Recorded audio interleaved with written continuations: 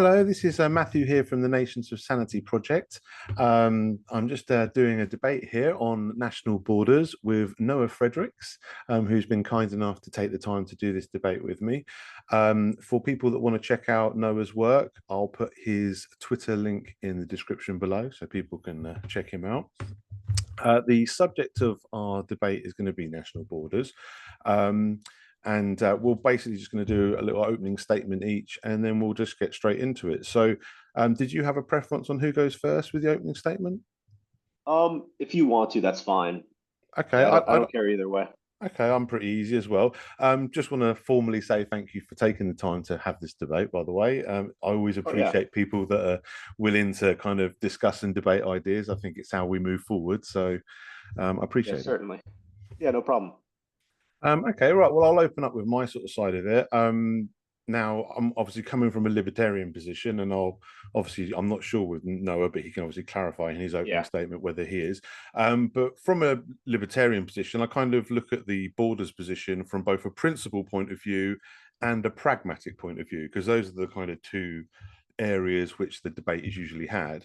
I think from a principle point of view, I think it's pretty clear. I think we the concept of individual self-ownership, property rights, and the non-aggression principle permits us to protect our rightfully owned property, and prevent people from accessing that. But it doesn't allow us to prevent people from going to places that we don't have ownership over. So when we do things like national borders, I feel like we're kind of violating the NAP in a pretty clear way. Um, from a pragmatic point of view, I also think that trying to enforce the borders in the way that a lot of people sort of advocate, I don't think is the right way to deal with the immigration problems either. I think the immigration problems have more effective libertarian solutions because a lot of the problems associated with with immigration, a lot of problems associated with immigration um, are more from the externalities that come from things like welfare and our legal system, rather than simply the fact that we're not stopping them at the border. And there's things that we can and should do to prevent those negative externalities, which would be, in my mind, the libertarian solutions, as opposed to compromising our principles and going for what I would say is an anti-libertarian solution with regards to advocating for violent enforcement of government borders and sort of immigration controls in that way. So that's kind of my position in a nutshell. And I'll hand over to you now. All right.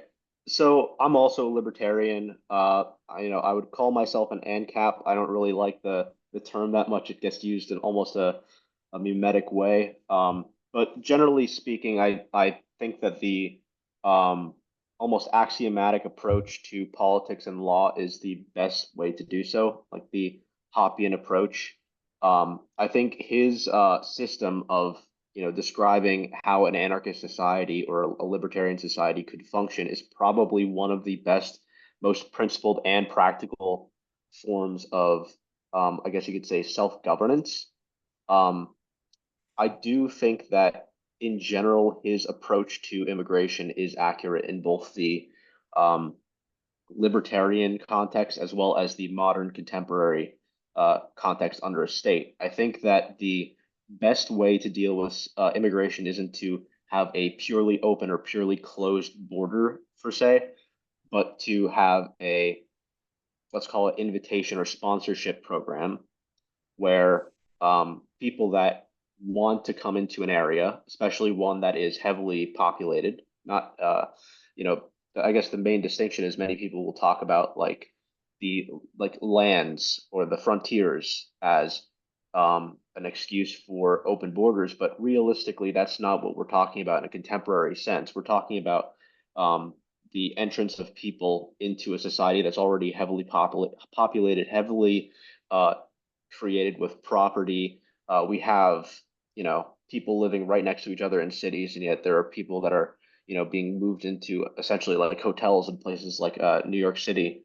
So the way to solve that, in my opinion, is just to restrict the immigration, in a sense, to the people that are invited in and the people who do not consume, or the people that do consume public resources need to essentially pay fees to upkeep them, as general taxpayers have to do in a sense. So essentially, the idea is to, rather than viewing, I guess you could say, the commons as owned by either the public or the private, as viewing it as a club good, which is essentially an exclusive access to resources that is still generally available by members. I guess you could call them citizens or whatever.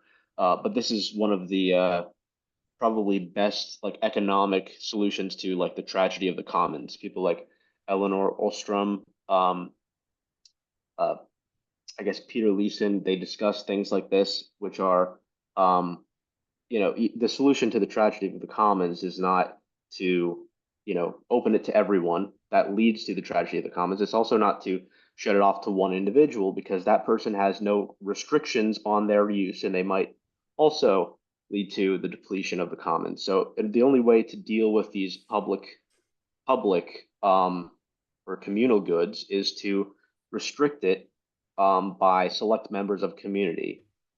So that's essentially my thought on immigration. It's the way to deal with these practical problems in a economic and measured way, and not to necessarily set it as a binary between open or closed.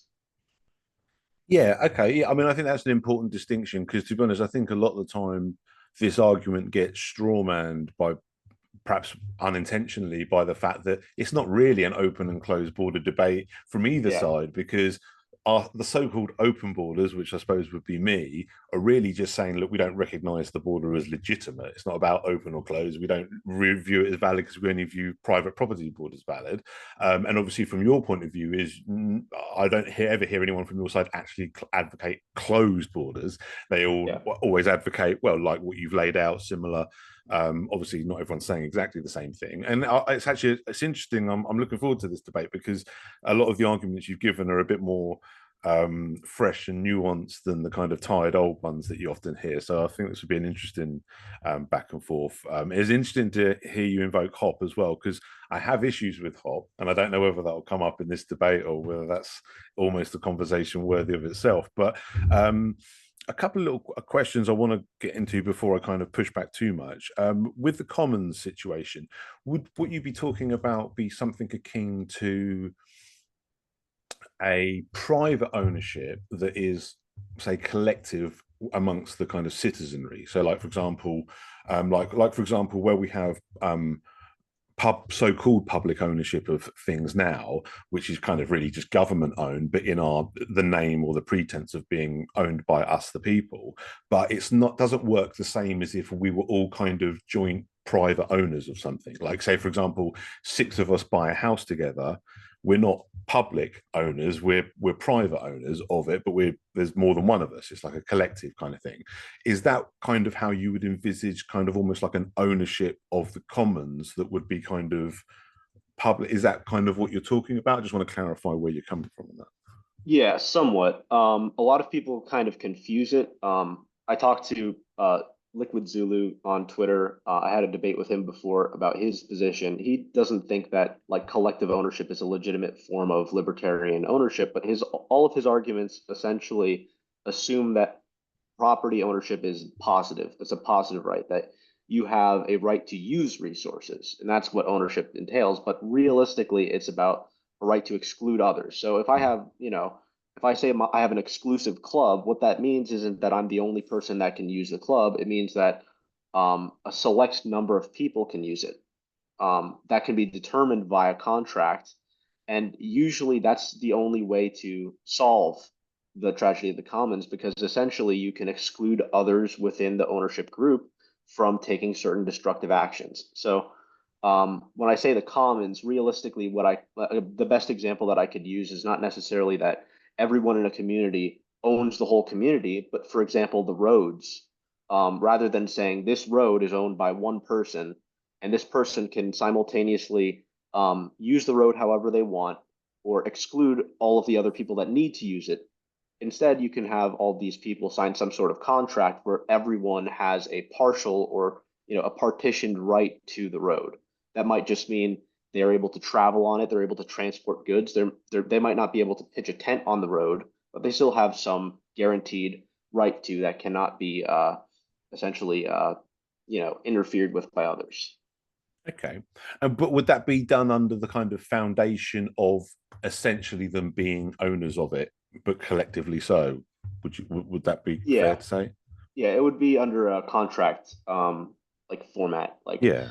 the the way that I describe it is a contract is really a form of collective ownership. When you create even a conditional contract, you're not saying that some people will call it a title transfer, but realistically, you're not definitively transferring the title. You're creating a new document of ownership, which is the contract. Like a title before and after a contract is completely different. That is an independent, I guess you could say, is a sovereign right to the property, whereas a contract is essentially a partition right, where you have certain rights, you have certain abilities to use the property or to exclude others, but realistically, um, the whole of the ownership is still contained within the signatories.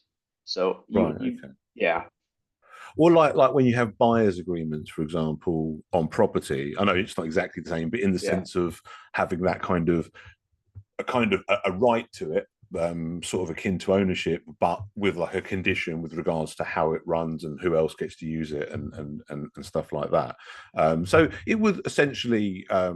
So I want to be careful not to sort of strawman your position. Obviously, that's why I want to clarify, exactly these details. So, in essentially, it would basically be kind of like a collective ownership, but a private ownership, not the kind of collective ownership that we think of yeah, today with government and stuff, but just a private ownership of many. Right. I mean, I don't understand where people like Liquid Zulu, and I don't obviously debate him by proxy, but I yeah, don't understand why, or anyone who kind of makes the claim from a libertarian point of view that you can't have collective ownership. I'm not sure exactly what they're saying there, because obviously I understand the kind of government public ownership that we have at the moment is illegitimate for lots of libertarian reasons, but at the end of the day, me and you could agree to buy a house together, go yeah, 50-50 and have 50-50 ownership. Now, me, you, and 100 other people could do that just the same. And I don't see how it's any less legitimate. Now, a libertarian might say, look, this is a bad idea. This is leading you down to some kind of yeah, collective quasi thing. But the fact of the matter is there's nothing violating a libertarian principle there.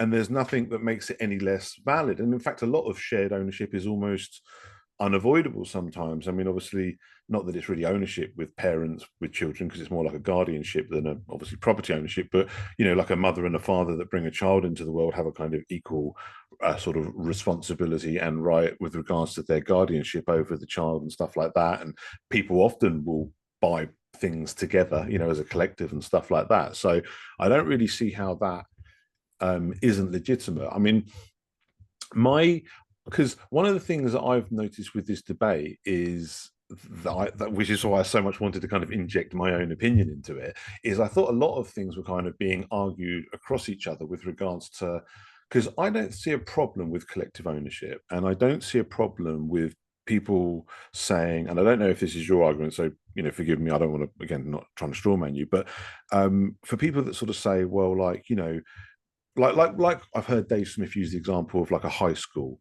and saying, oh, well, we're not going to let a heroin addict walk into a high school because it's not owned, and we don't have the right yeah, and all the rest of it. And I'm saying, okay, yeah, but that's different because that's actually property. And even though some libertarians can make kind of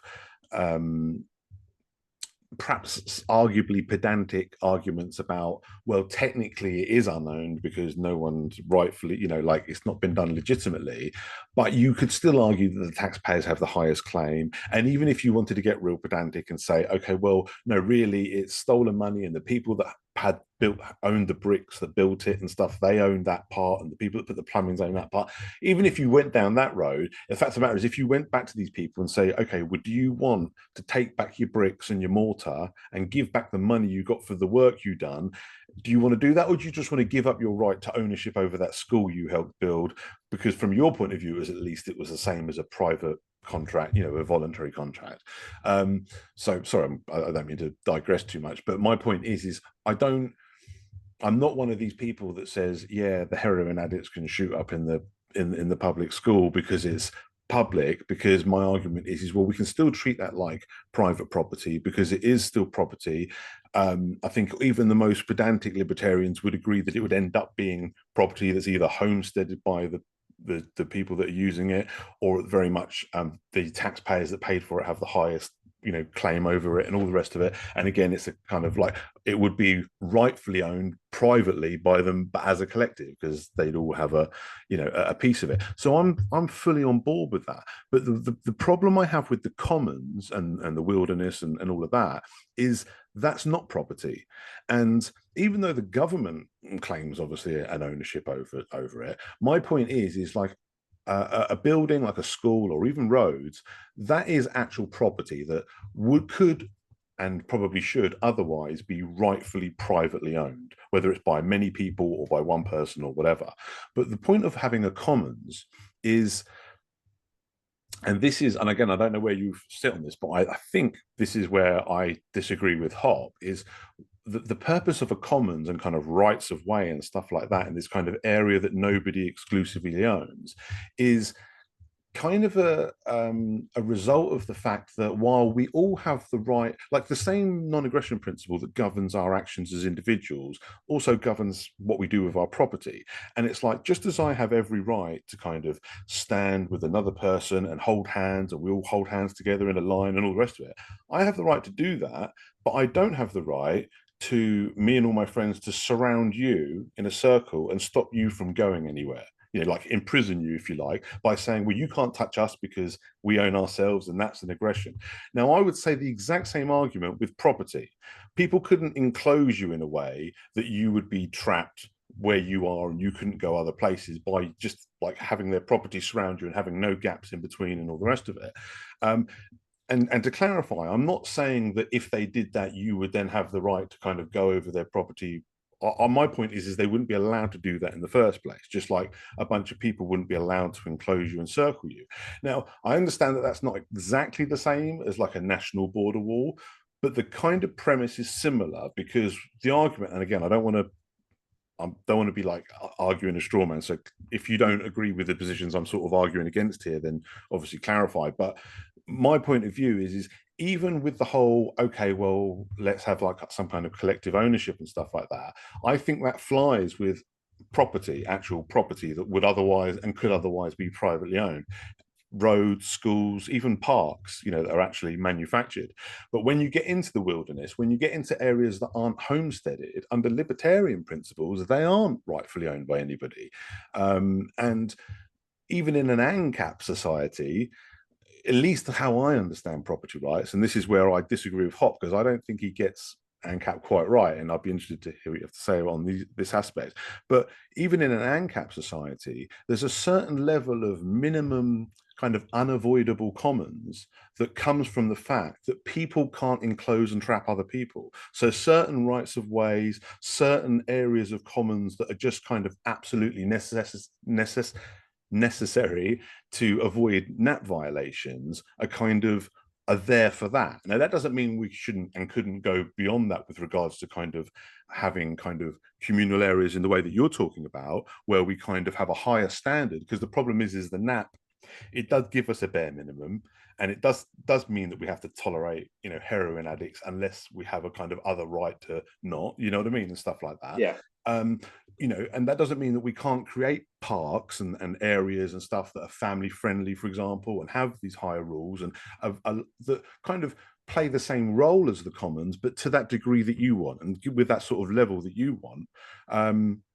But I do also think that there's this kind of unavoidable commons that has to kind of almost remain unowned, but its untouchability comes from the kind of the kind of necessity of it that the NAP demands, through the fact that, like, if you built on that particular area, you'd be enclosing somebody or blocking something or destroying some kind of resource that people communally use, or something like that. So you in some way that it could be sort of identified that you're aggressing. And sorry, I don't mean to get too far away from the kind of immigrations border thing, but I think it connects to that, because it comes from the same principle with regards to what you have a right to do, according to the non-aggression principle and property rights, but it also comes from the same kind of how we can look at the pragmatic approach of like the necessity of the commons, and then that higher level that we want that's above kind of what we would kind of standard commons. Because when you're talking about, because at the end of the day, there's got to be a certain level of commons of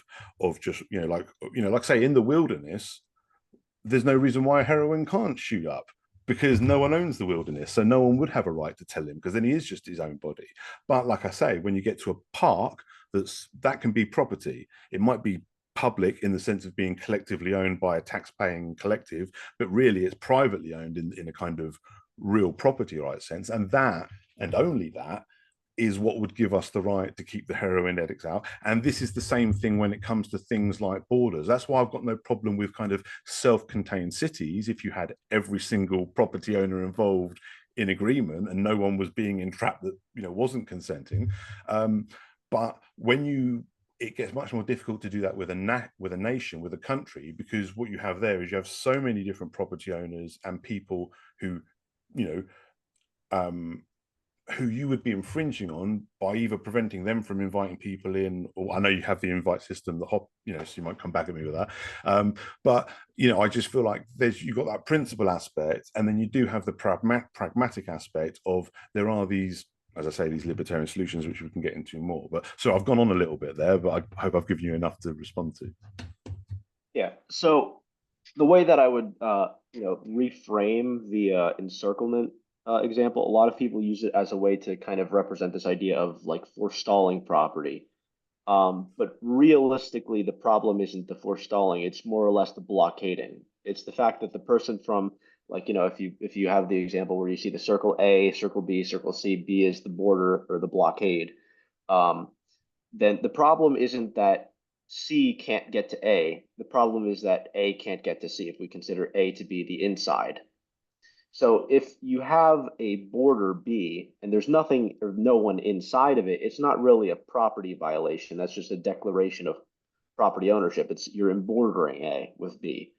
So to say that, for example, C has a right to get into A isn't necessarily true. It's only true as so far as there's someone in C inviting, uh, or someone in A inviting C in, and that's kind of where the collective ownership that I was describing earlier kind of comes into play, because I think that, um, rather than viewing it as this two-way street between A and C, it's really only important to have a way for A to either exit or reach out and take someone in. So essentially, that's the way of that any of these cities or any of these covenant communities would be operated with, like, internally. So the issue isn't, um, how do we deal with multiple independent versions of these things, which are internally consistent and internally able to solve for that um, problem of, I guess you could say, blockading through that collective ownership of the commons, or you could say routes of travel. Um, the issue wouldn't be to discuss how they can independently function, but it's this to say, well, what is the mechanism by which that blockade can happen? Well, that happens when property is essentially fully enclosed by another person. Like if A is one property owner and B completely encircles them, then the problem is that they're essentially claiming ownership, or they're bordering another person's property. They're basically trying to steal it or to enslave the person that's inside of it.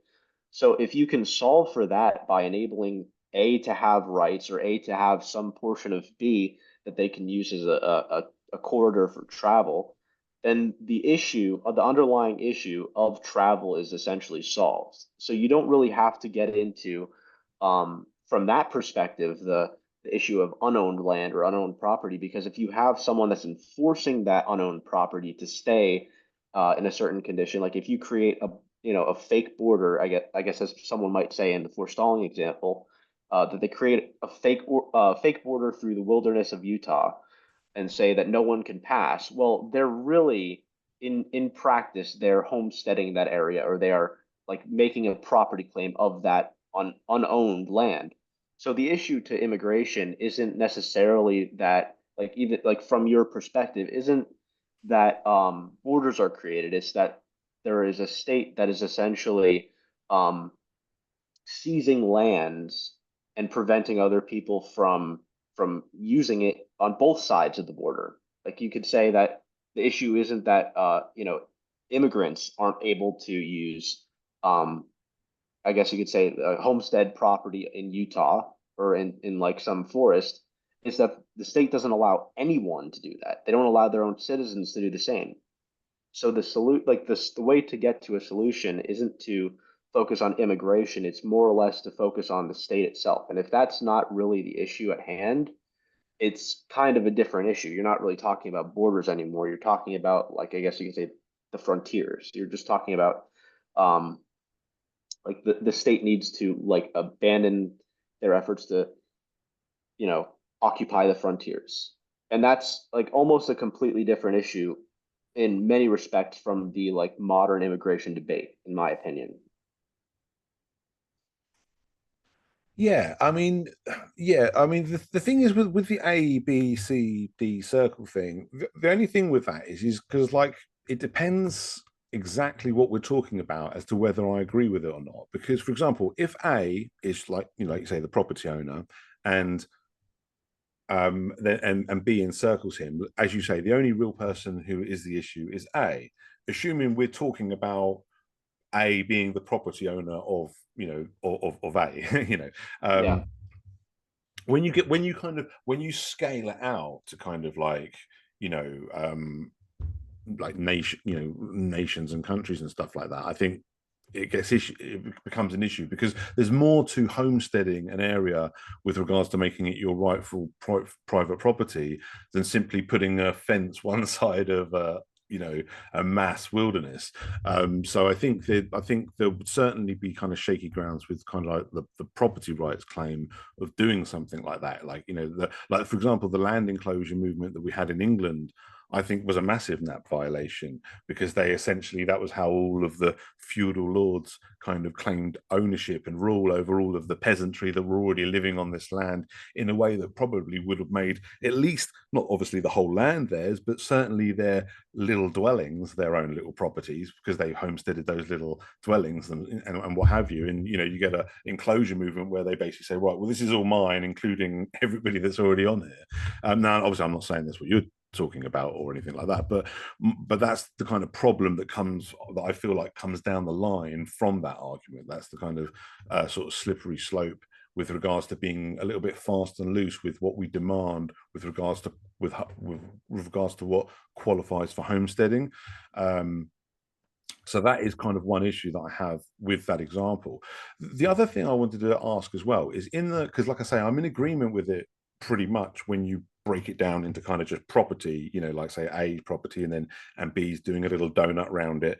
My only thing I would ask you, because I think the devil is in the details in this, because we might be on the same page, but then there might be a slight difference in the details. And even though it might seem unimportant, I think it is important with regards to the Oh yeah. foundation of what we're talking about. So with this, well, basically, we're both in agreement, I think, that B isn't allowed to trap A. He has to give A some kind of way out.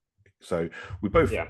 yeah. So, but what is the requirement there? Because I would argue, and I don't know if you'd agree, but I would argue that it's not a case of saying that A now has some kind of right of way over B's property. I would say that B's right to homestead his property ended when he closed that circle. So there's a certain section, like perhaps the last part he built. Let's say at one point it was a C, and then he closed it to be a complete circle that trapped me. I would say up until he closed that C, he hadn't done anything wrong. He was just my neighbor building a property, next to me, not infringing on me. But once he closed that C, then he violated the non-aggression principle by trapping me. So my point of view with regards to the fact that he has to let me out isn't so much a case of the positive right, because one of the arguments I've had against me when I kind of made this argument, which come from the misunderstanding, has been, well, people say, well, why should someone have the right, for example, and I don't want to change it up too much, but for example, let's imagine this C now isn't one property owner. Let's imagine it's a group of property owners, but they're all connected right next, there's no gap between them, and they've formed a sea. And let's say you're one of the people in this sea. And then let's say a final property owner, whether it's one of the ones that's in the existing sea of property owners or whether it's a new property owner, doesn't matter in my mind. Let's say a final property owner then closes that sea shape that was encircling property owner A, let's say we're talking about, sorry, I know the B, C, is get confusing, but Yeah. yeah. My point is what I said in response to this is like, okay, if you're the property owner that was a part of the sea, you didn't do anything against me, so I don't have any positive right to come encroaching on your land just because I'm now trapped by this person that's closed the sea. I have a right to go over that area where he's enclosed, not because I have a positive right to go over his property, but because that's not his valid property, because he never had a right to build his property there and trap me. Like, that was just like the circle of people don't have the right to, that last person that closes the circle and traps me. That's when that's when something invalid has happened. So just from a, even though it might seem a pedantic point on the surface of it, I think this is important from my point of view, and I don't know if you agree, but from my point of view, that's kind of the reason why B, going back to your example, B has to let A out, not because A has any kind of positive right over B's property, but because B never had the right to make his property a circle that imprisoned A, and there's a certain gap that he closed that he wasn't allowed to close that just isn't his property. It's a right of way, that this kind of unavoidable commons that I mentioned earlier. What are your thoughts on that? Yeah, so I think you're right about addressing the problem, but I think the issue is when you try and solve it, there's really only two ways of doing that. The first is you say that that strip is unowned, basically becomes an easement, which is almost a very strange third position of libertarian ownership. It's like, for libertarians, everything's either unowned or it's owned. Um, so to create an easement is almost a weird way of saying that this is unownable, or this is like almost public in some sense. But I don't think that necessarily solves the problem, because you have the issue, which is that some third person or fourth person or whatever D comes in to that gap, and they essentially, like you said, the last person that closes the gap essentially creates the problem. Well, if you don't have a system of property, there's also no way that you can prevent a person D from closing that gap. So the way that you could solve that in like like a genuine way is to either create some sort of it is to essentially create some sort of collective ownership of that gap between B and A, so that there is a way for A to have a right, a negative right, to pass through that property without necessarily infringing on B's other rights to that property. So this is essentially like a contract would be the like permanent solution to that, and that's kind of where I get that idea of the collective ownership from Hoppe. Like the one way I would describe that is almost a cul-de-sac. If you think of that, that's like you have the same shape where it's almost a donut, but there's this one area that's a road where everyone in the cul-de-sac has access to. Yeah, I mean, the thing is, I do agree that these were a lot of these kind of things that you've alluded to, and I've heard Hop mention, are good kind of pragmatic options within the framework of what I'm about to lay out, which is, and one thing I would push back on in what you said and disagree with is the claim that we need a property ownership over that gap in the sea to protect it from being blocked over. Because Okay, yeah. I would argue that the non-aggression principle itself, the I mean, I think I kind of already made the case, but just to kind of lay it out again, like my point is like, just as all those property owners in that sea, they all have a right to build their property where they built it, because every one of them hasn't infringed on me. Let's assume I'm the person in the middle for a moment. Um, so their property is all valid. But my point is the final person who built his property there, that isn't valid. Like, so it's not that we need somebody to already own that spot so that we can make sure he doesn't come in there and build on it. It's like, it's a little bit, I think you even said it yourself, how you referred to it as like a kind of an area that cannot be owned. Like, it's unowned, not because no one's homesteaded it yet, but it's unowned because it can't be owned. And the reason it can't be owned is the non-aggression principle. It's the same property, like property rights obviously applies to property, but it kind of applies to more than that, because it comes from that concept of individual self-ownership and the non-aggression principle. That's how we decide valid property rights from, invalid claims. Obviously, I steal your car, no one thinks, no libertarian thinks that I rightfully own your car just because I've got it, Yeah. because obviously I didn't go by the nap.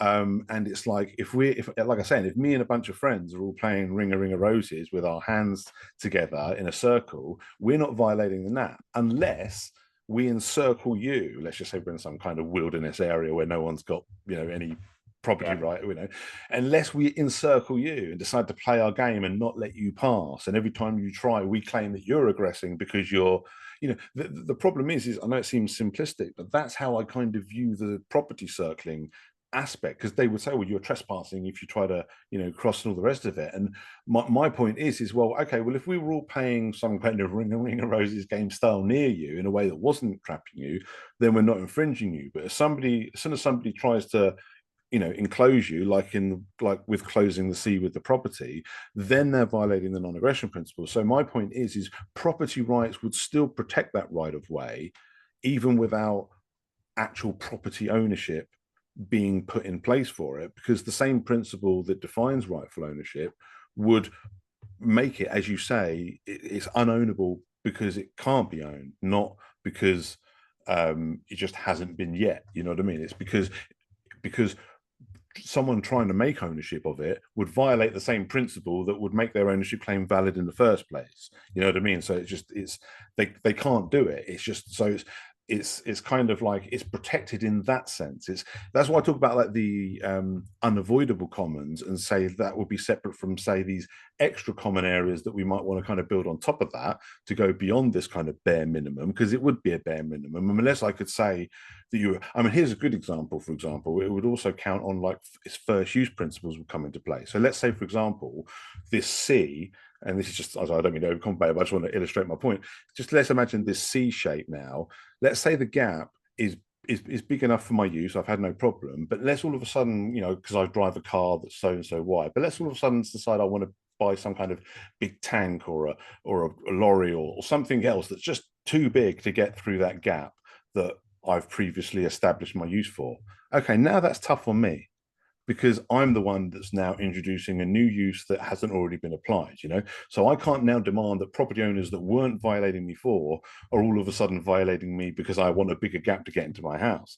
But if I've always driven a tank in, and that's the gap that I've always had, then that's the gap that people are going to have to keep, whether or not there's some kind of collective private ownership over the roads. Now, I will, just before I hand over to you, I will say that I agree that these collective private ownerships that you and Hop speak about are good ideas to kind of avoid conflicts in this area, but I do think they are not I do dispute the idea that they're essential, because I think that we've always got the NAP itself to kind of guard against this enclosure, as we've laid it out.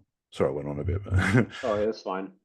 Yeah, I do think in general that, that's a fair point. Like the point of the non-aggression principle, like if you talk about it in respect to property, like I have a right to own a gun, I have a right to do things with a gun, but I don't have a right to pull a trigger when it's pointed at someone. Like I have rights to use property or to create, and I guess you could say take actions related to property that don't infringe on other people's rights. And you could argue that, to create that last link in the chain would be a violation of someone's rights. But I think the problem is that if you don't have that demarcated, then other people wouldn't know that. And the point is that borders or property is the entire point of it is it's supposed to be a descriptive and like explicit way of communicating how to avoid these conflicts from occurring. Like if someone just doesn't have, if there are no signs or no demarcations of property, and someone just is wandering around and they decide to lay on the road that happened to be the way for A to get from, get through B, then that's going to almost unintentionally create conflicts that could have been avoided in other ways. So essentially that would be my argument. There's if you don't create some sort of property or collective ownership of that area, there's no way of avoiding conflicts in the future out of, I guess you could say, miscommunication or lack of understanding or ignorance. So like the that's essentially my argument. Okay, I mean, I get where you're coming from, but I would say that that's not. I don't think it's serving the argument you're claiming, because I think that's more a case of, it's more about diligence really with regards to, because it's more about informing somebody. I mean, you could make the same argument. I know this is perhaps a little bit obscure, but bear with me on it. You could make the same kind of argument with regards to someone's right to clearly denote their actual property. Like for example, let's say for example you decided to build a hobbit style home with that was essentially underground. Perhaps a certain area of it had a door and stuff, but the rest of it was Yeah. underground. And it would be quite reasonable, perhaps it was on like an area of sort of in the wilderness, it'd be quite reasonable for someone to walk along and not realize they're walking on your roof. And maybe Mhm. you should have either a fence or a sign or something that says, private property, this is my roof, please don't walk on it. Or at the very least, if not, you would be in a position where you couldn't claim an infringement against you if no one had any kind of if you didn't have any reasonable expectation that someone would know that that's your roof, for example. But once you informed them of it, so then all of a sudden that kicks into play and they've got to get off your roof. Once you say, hey, this is my roof, I know it doesn't look like it, but it is, then they can't say, well, I think it looks like a grass and now I'm going to walk on it. It's like, well, no, it's been identified as such. So um and I just think you can just take the same approach with the commons. I think if it's like, you know if you're not diligent, I mean, the thing is with everything, with every kind of rule we apply, if you're not diligent with it, then if you just let it lax and don't bother enforcing it, then it doesn't matter what it's based on, you're going to have this problem. And that would be the same with your actual property. I know you're more likely and more incentivized to with your actual property, but then again, so are the communal users of a commons area. I mean, the only time that these commons areas would really kind of go to pot would be when people stop using them. You know what I mean? Because let's say all the property owners abandon their property and it no longer becomes a right of way or whatever. You know what I mean? That's when these kind of, but all the time someone's using it regularly, someone lies down in the middle of it. And I mean, I understand where you're coming from, because I can understand that it's much easier to say to somebody, get out of the way, this is my property, or this is our property and these are the rules, because that's easier to understand than get out of the way, this isn't anyone's property, but it is a right of way that you're blocking by blocking it, laying down in front on it and stuff like that. So I do get where you're coming from, but I still think from a kind of principles point of view, we're standing on more solid ground.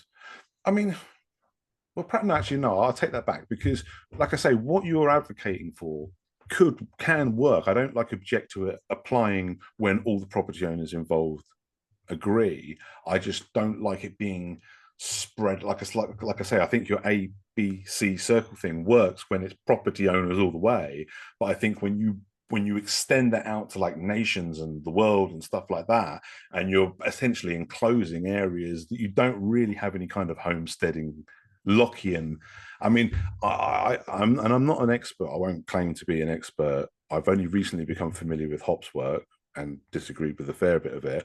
I understand homesteading principles come a lot from Locke, and people often refer to it as Lockean homesteading principles and stuff like that. But it's basically that kind of first use, mixing your labor, separating from nature, some things along those lines that kind of we all agree, but I think we also all agree, and if you disagree, let me know, obviously, and give your arguments. But this kind of enclosure movement of just saying, well, I'm just going to put a fence across this peninsula and now I own the peninsula, doesn't really fly. It doesn't really jive with property rights. It doesn't meet the homesteading requirements, even if you wanted to be really liberal with how far you stretch the interpretation. It doesn't stretch to that. And that's where I feel like, although a lot of what you're saying is technically correct, when it's down at this kind of more localized level of property and property surrounding that property, but when it comes to border walls surrounding nations, or even just mass areas of wilderness or forest or anything that we libertarians would understand to be truly unowned, not in the sense that we consider a public school as unowned, but in the sense of being truly unowned because it's not even property, because no one's homesteaded it. It's like it's literally just part of a natural environment that maybe someone could homestead some portion of, but so far no one has, and that's why it is in that kind of area that, and my point is I don't see how, like, I don't see how anyone has the right to stop me visiting the Grand Canyon, for example. I don't live in America, but Yeah. you know what I mean? But what's an American's claim over the Grand Canyon over mine? And what is an American when it comes to libertarian principles with regards to, and how's that different from me in English? You know what I mean? It's kind of, that's when we get to that thing of being like, like I say, I do think the principle side of my argument is my stronger. I've got my pragmatic arguments as well with regards to, Yeah. because I don't deny the immigration problems. I understand there's issues. Yeah. So I'm not coming from, I do accept that, but I do think we've got better solutions than, enforcing borders, which I think brings its own problems as well. But just on that point, with regards to the kind of principles and where we're coming from, I don't see how your sort of side of this argument can get around that point of where you have the standing to, for example, prevent me from coming to see the Grand Canyon. Grand Canyon. Yeah. You can prevent me from maybe going on your roads, and Yeah. and if I got to get there on my own steam, fair enough, perhaps, but from the whole point of actually physically stopping me, not letting me even walk across the wilderness to get there, then I feel like, well, hang on a minute, where's your right come from there? So, Yeah, so I would just like a quick comment back to the encircling, I guess the easement kind of point you made. I would just say that like so Hoppe, when he describes like homesteading, he describes it as in bordering. He doesn't necessarily say it's an act of homesteading, because the homesteading is something that can be like subjectively defined. Like if you I don't know, it like you are a sculptor and you're really good at hyper realistic sculptures, and you're basically creating trees out of wood. There's no way of like defining that this is a natural tree or this is a homesteaded tree. What actually makes, and going back to the Hobbit house, or even just the uh, the easement, if you are defining something as like restricted in some capacity, as not unowned, that's something that you cannot homestead on, you cannot have full access to, then by definition, in a way, that is a form of ownership. You are claiming essentially a property right or a property boundary with that. So that's kind of my argument on that. But the point that you're making about like the wilderness is a really good point, and I had like a discussion on with, I think it's Ace Anarchist or Ace Archist or whatever on Twitter before about that, and I was like, I kind of got him to kind of come to the same conclusion about like appropriately owned, or like, you know, owned property, I guess you could say, like a school. You know, it's a debate about who specifically owns it, but it's clearly been owned. It might be stolen by the state. The possession's illegitimate, but there is an ownership claim. But yeah, when you're talking about something like the wilderness, you can almost say that the reason that's illegitimate is not because someone enclosed it and it's not been homesteaded, but because the people that erected the borders had no right to erect the borders. It's not their like it's not their labor, it's not their property that's going into these borders. Like, there's no one that has a claim. There's no one that has homesteaded these areas. So I do agree with your point on like the wilderness. Like if someone could fly a plane into, like right on top of the Grand Canyon, I don't think anyone's like rights are being infringed in any way. Um, but I don't think the issue is essentially borders, because in a Hoppian perspective, he wouldn't even be calling that a state. Like he calls whatever he calls his like ideal world like 10,000 Liechtensteins. Like you'd have all these very small covenant communities that would essentially be like city states, and outside of that, it would be kind of like the wilderness, and there wouldn't really be a way of managing like borders at this level, at this international scale. It would kind of be like, well, Chicago is basically a nation.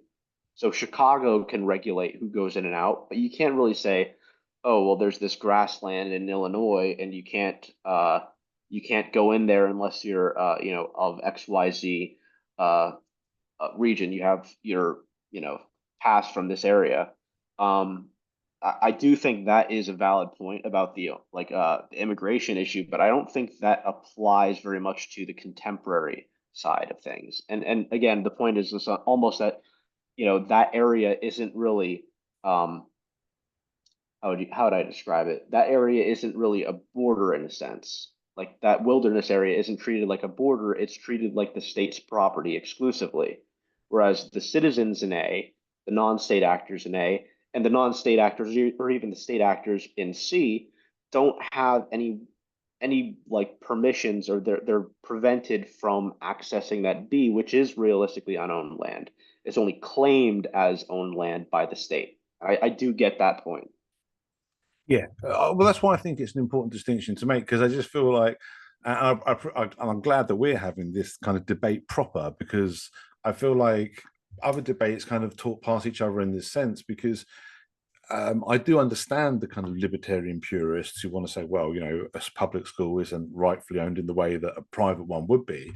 But it's like, but it's not the same as the wilderness. It is still property, and when you boil it down, it would end up being privately owned when it came down to the kind of libertarian tribunal or whatever way which we transferred, ratified rightful ownership according to property rights and the non-aggression principle. So I get all that. I mean, my problem with Hop's little mini cities thing is it's still just taking the state, which is fundamentally illegitimate, and it's shrinking it down. I mean, I've always been, and funny enough, I've got my areas of contention with kind of other ANCAPs in certain areas, and this is why it's funny when I came across Hop recently on the whole border thing, because I realized a lot of it seems to come from him. So I think I just disagree with Hop on a lot of stuff. But one of the things he kind of when he makes this idea about like these kind of little mini states all together, and it's like, okay, but yeah, but that there's still the same violation there, because where do their rights come from? Like I have no problem with a theoretical enclosed city, like say New York or something like that, if every property owner in New York was a willing participant and just said, right, okay, well, it is all property. Let's face it, New York is all property. There ain't no natural areas there. Even their parks are kind of, manufactured and would essentially qualify as property. So it would all fit into what you're talking about, and that's fine. And I don't have a problem with that. But it would, for me, it would be done under the very strict condition that there wasn't some, even if it was, because if you had even one property owner that was like, no, I don't agree to this, and I want to get from here, and I want my friends come, I mean, all the rest of it, it's like, well, you wouldn't have a right to stop him, and you'd have to keep certain rights of ways and stuff like that. So I kind of agree with it in the sense of, that's why I say, like, a lot of what you're talking about on the surface of it sounds like good ideas, but it's like, I feel like, and it's not an intentional thing, certainly not from you, and I don't even think from Hop, but it feels like there's a kind of bait and switch with regards to saying, okay, well, this is a good idea, to saying this is a must because there's no other way to to do it. And it's like, well, actually there is other ways to do it, and you can't, and even if this is a good idea for people to voluntarily be part of, it's not something you can impose on people, because then you kind of, and this is what I worry about these kind of city states. And I've even heard, and please tell me what kind of where you stand on this, but again, I've heard from Hop, and it links to the immigration thing, where he would sort of say like, where he kind of basically said, he did an article, I think it was the case, because one of the points he made is, a lot of people from sort of my side of it will say, well, look, you don't want a restriction on goods coming in and out, free market, but Mm. when you think about immigration, should be the same principle, free market, because labor is part of the free market, and there should be the same kind of approach. We want free trade, we want free immigration, it's all part of the same kind of thing, is how we argue it. And his kind of counter argument to that was to basically say, well, there's two differences. One is, with regards to the trade, you've obviously always got a willing recipient, because no one's just sending stuff to nobody in there's somebody Yeah. that's, there's an implicit thing there. But then I would argue that the only reason that's not also true of immigration, because of all the welfare and negative externalities the government bring into it, which we oppose as libertarians anyway, and would look at removing as a more effective solution, which kind of links to my kind of pragmatic argument on this side of things. So there is also that aspect. But the other issue with it is, he kind of says, well, in an ANCAP society, we would have kind of like these private borders. He said, like, you'd have like a private border, not just on the edge of a nation, but all throughout the nation. And any person that wanted to come, say, from point A to point B, whatever's in between, all of those property owners are going to have to some way kind of consent along the way. And the problem that I have with this, and this kind of connects to the kind of people that confuse the idea that all property should be privately owned to saying everything should be privately owned, which kind of infringes on the commons situation that we were talking about, the unavoidable commons of, these necessary right of ways that the NAP would demand, is it kind of disregards that. And it basically says, because the thing is if in an ANCAP society, if you can have a little border wall between Mexico and America, let's say, for example, there's no reason why you can't have the same border wall between Texas and, I'm sorry, my geography is terrible. I don't know Oh what's yeah, next to Texas, but Oklahoma. Yeah, yeah, whatever. something like Yeah. that. Yeah. So yeah, but you get my point, and then you could have border walls anywhere in between. The problem is once you have that precedent, and my point is you should never have that precedent because the NAP would never allow property owners to conspire in a way where they're creating these quasi borders that are doing anything other than preventing access to what they rightfully own. Because all the time they're doing it for, like I say, you have the right, when it's your property, you have that right. And that's why an enclosed city theoretically could work if every property owner is on board with it. Go for it. I mean, that's fine. That's not because there's like you say, there is no violation because it's all property. And so there's nobody outside that can claim to have a right to come in, and everybody inside has a right to keep everybody out. That's fine.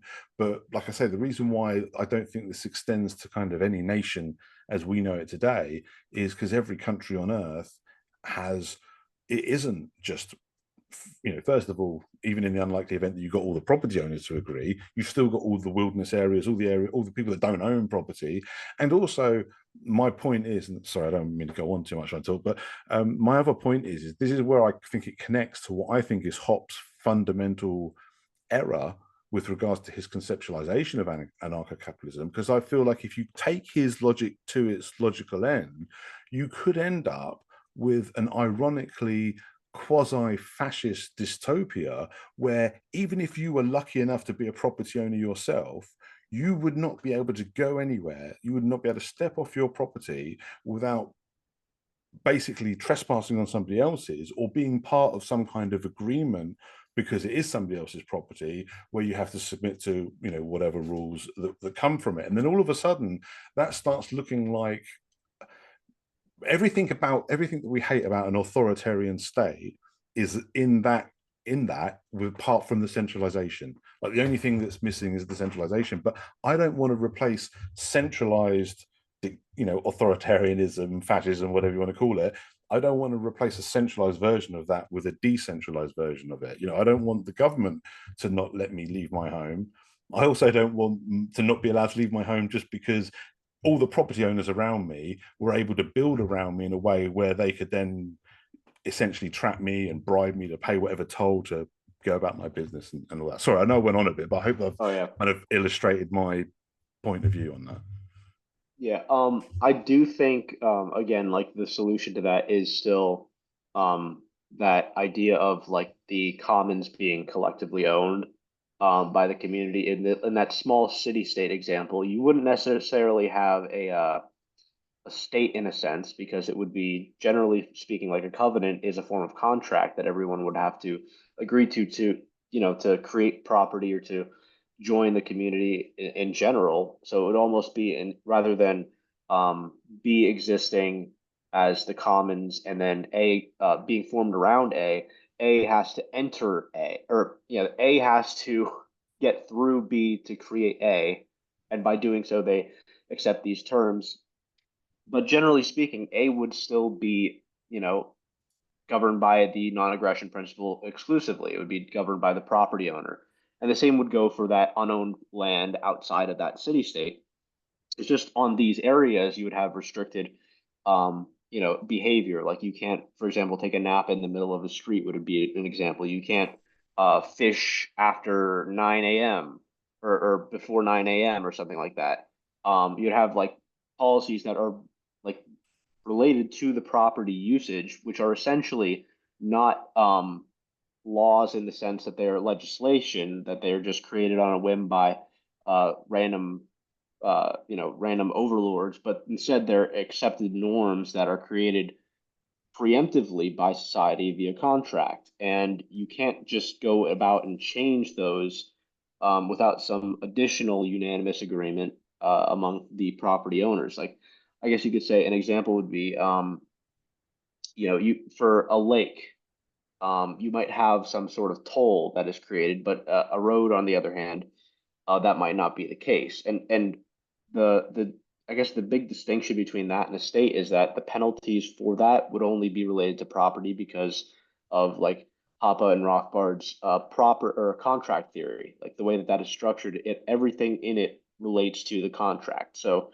or relates to the property. So it's like the worst case scenario, even in those situations, is that the people that refuse to follow the commands of the state that are established on these commons, they would simply be kicked back onto their property for whatever time limit or until they change their behavior or their worst case scenario. And this is probably how you can create more complex laws or whatever or social norms. The worst case scenario in terms of penalty would be exile from the community because you no longer share any of their values, and that would be almost a voluntary thing of you changing your mind from the time that you started the property based on like some sort of ownership agreement. That would be like the worst case scenario you could get under a system of contract law versus legislation. Is my kind of take on Hoppe.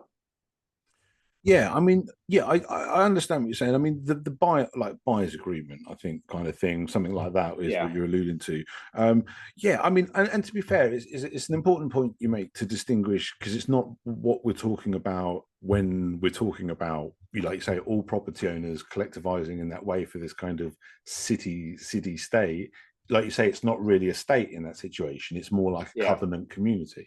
And that's an important distinction. That's not just words, because the yeah, distinction is a covenant community would be in line with the non-aggression principle and property rights because it's just property owners getting together and agreeing on some rules and like you say, and establishing buyers agreements. So as people move in and out, you still got those standards applied.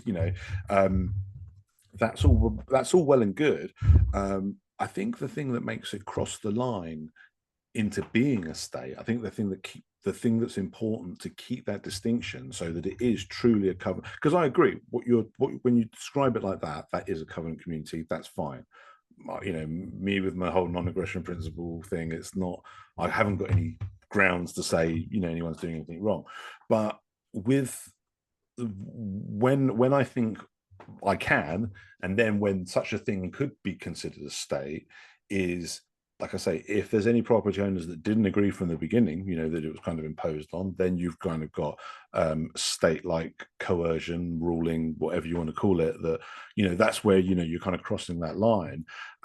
So I just and again, this is why I think it does struggle when I mean even in like somewhere like New York City where you can say, well, everywhere's property, so in theory this could actually happen, and there's a lot about it. This is why I say it's difficult. I have to be clarifying what I'm arguing against, because as much as I have an issue with a lot of Hobbes' take on anarcho-capitalism and what it would look like, a lot of these ideas are good ideas within the paradigm of the non-aggression principle, but I think he applies it in a way that steps beyond that and actually violates the non-aggression principle. For example, some of what you were talking about there when it comes to, and this is why I don't think it extends to like the border thing of a country and stuff, because you have this situation where if you're having let's say you've got like let's say America tried to do this, let's say the whole of America tried to do this.